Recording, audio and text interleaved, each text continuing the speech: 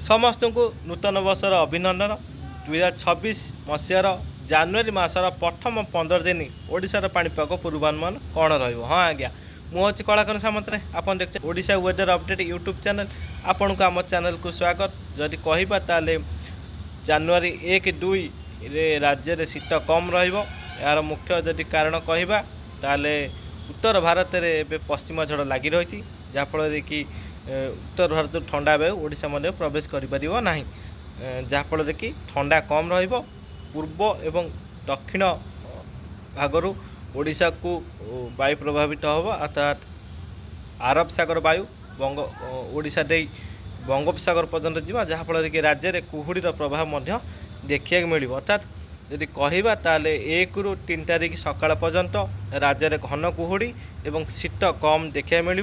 जी शीत रोला तापमात्रा 3-4 डिग्री विभिन्न स्थान देखा मिलता, ताहा 3 डिग्री जो 5 डिग्री 6 डिग्री देखा मिल, जो 5 डिग्री देखा मिलता 7-8 डिग्री, अर्थात 1-4 डिग्री तापमात्रा वृद्धि घटो, शीत कम र3 तारिख सकाळ पर्यंत। किंतु 3 तारिख संध्या परठू राज्य में पुणी जदि कहबा ताले उत्तर पश्चिम दिगरू उत्तर भारत ठंडा वायु प्रवेश कर संभावना रही। जेहेतु उत्तर भारत में जो पश्चिमा झड़ रही 3 तारिख बेलू जदि कहबा ताले अपसरी जीव, जहाँफल कि राज्य में पुणी 3 तारिख संध्या परठू अर्थात 4 तारिख सकाळ बेलू पुणी राज्य में शीतर संभावना रही।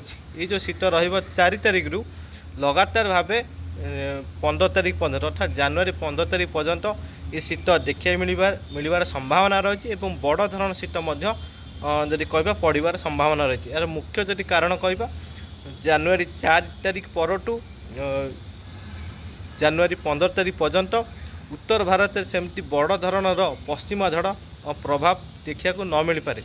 जदि भी पश्चिमा झड़ आसब निश्चित भाव में अपडेट देवी, किंतु जहाँ लंग रेंज फोरकास्ट जना पड़ी सेमती बड़ धरण पश्चिमा झड़ उत्तर भारत में देखा मिल न पारे। एवं ये पश्चिमा झड़ माने आगुआ आकलन करने बहुत मुस्किल, कहीं बारंबार ये परिवर्तन घटुची लंग रेंज फोरकास्ट रे।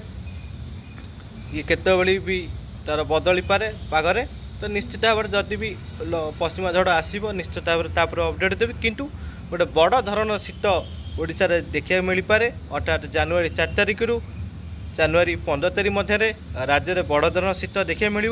एवं पश्चिम ओडिशा एवं उत्तर ओडिशा एवं दक्षिण ओडिशा रे एवं जदि कहबा ताले 9 तारिख परठू उपकूल ओडिशार प्रभाव मध्य देखा मिल पारे। तो ये रहिबो ओडिशार विभिन्न स्थान में तापमात्रा बहु वर्ष रेकर्ड भांगार संभावना रही। तार मुख्य कारण जदि कहबा ताले उत्तर भारत जो ठंडा वायु आसब गुरुचा बलय ताको सहायक हम ओडिशा मध्य को प्रवेश करने।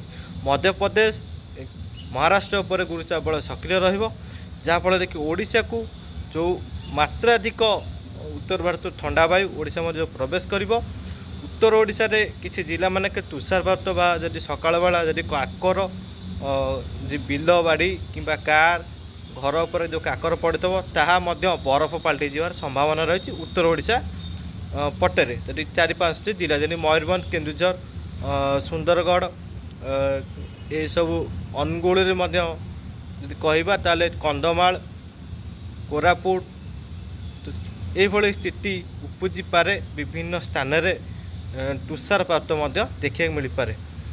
ये स्थिति रहिबो गोटे भयंकर जदि कहबा शीतर अनुभूति आनीपारे। एवं ये शीत जदि कहबा ताले गोटे बड़ धरण शीत रहिबो लगातार जानुरी 4 तारिख रु जानुरी 15 तारिख मध्य। किंतु ये को लंग रेंज फोरकास्ट ये बदली पारे, परिवर्तन घटी पारे। तो जदि भी मझे परिवर्तन घटो निश्चित मुझे अपडेट देवी। चैनल को सब्सक्राइब करथांतु, जदि भी किसी अपडेट आस निश्चित भाव में अपडेट देवी। देखते चैनल को सब्सक्राइब करते लाइक शेयर करेंगे। रही नमस्कार।